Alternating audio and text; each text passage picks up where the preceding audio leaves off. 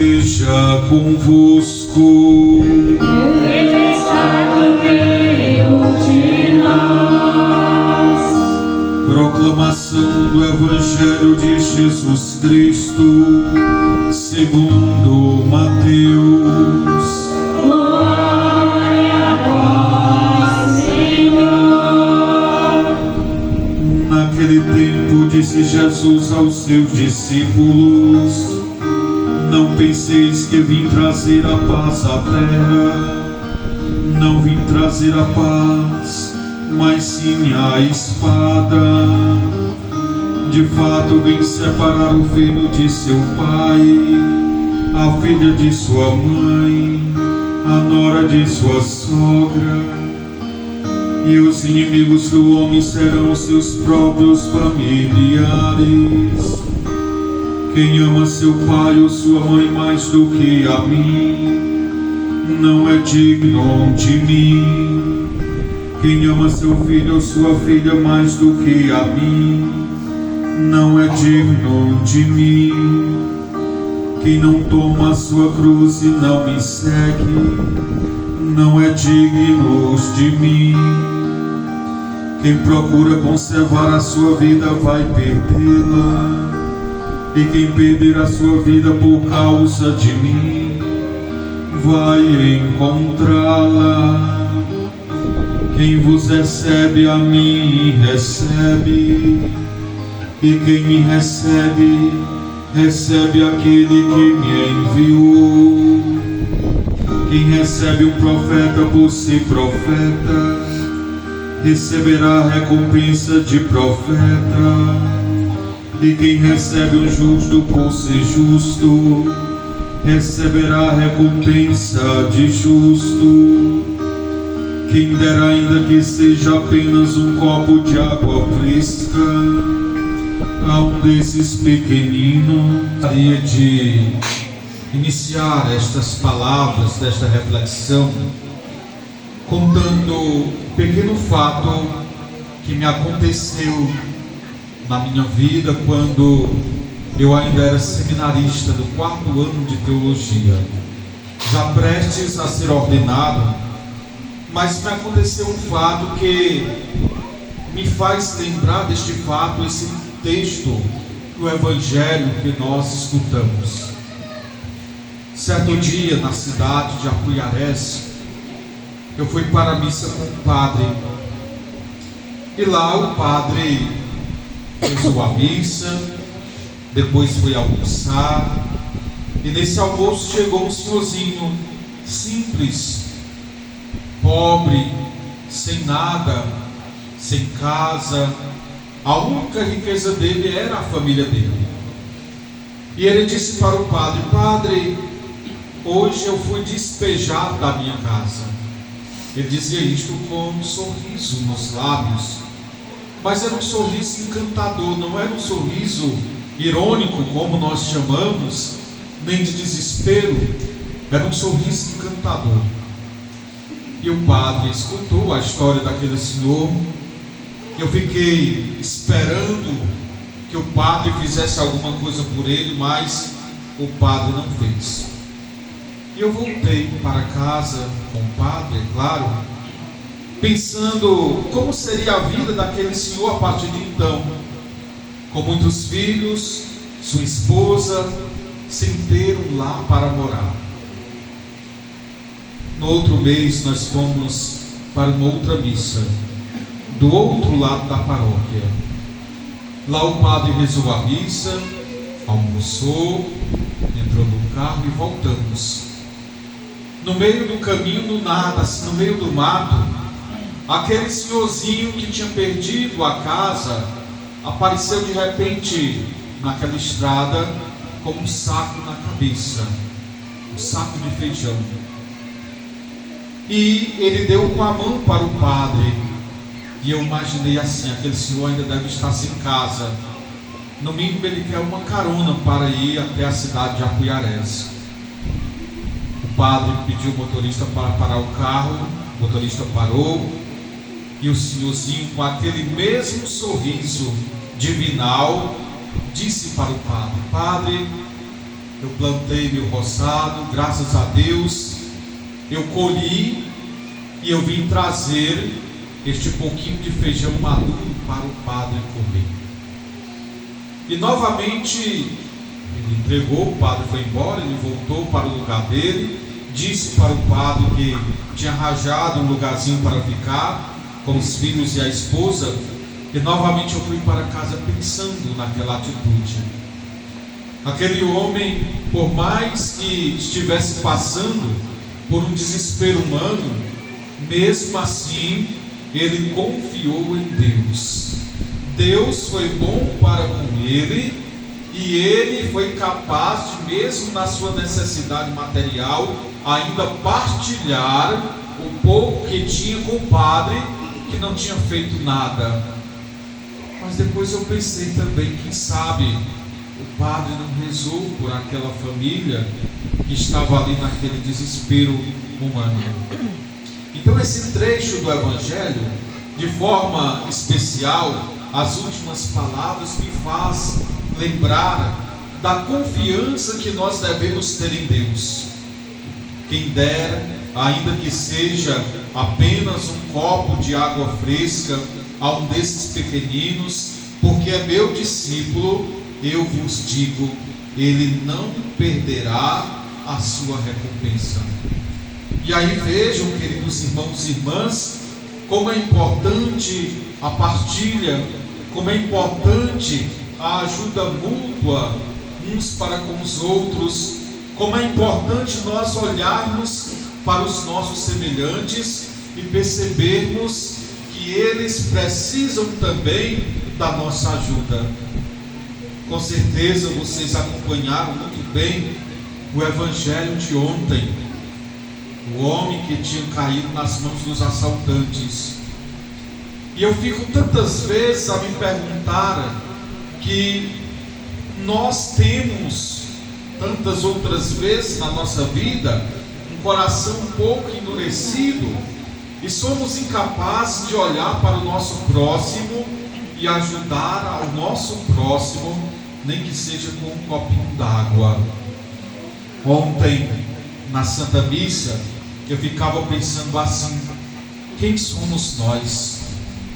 Nós somos o homem que caiu nas mãos dos assaltantes, que tantas vezes perdemos a nossa fé e nos deixamos cair pelas beiras das estradas no nosso desânimo.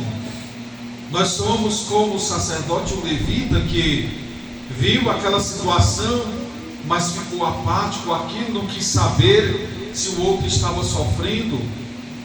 Ou nós somos como o dono da pensão, que só faz alguma coisa para receber algo em troca? Ou será que nós somos como o bom samaritano? Jesus hoje novamente nos questiona: qual é o bem que nós fazemos? Porque é a partir do bem que nós fazemos que recebemos a recompensa. Vocês ouviram muito bem: quem recebe um profeta por ser profeta, receberá a recompensa de profeta. Quem recebe um justo por ser justo, receberá a recompensa de um justo. O que é que nós estamos fazendo de bom?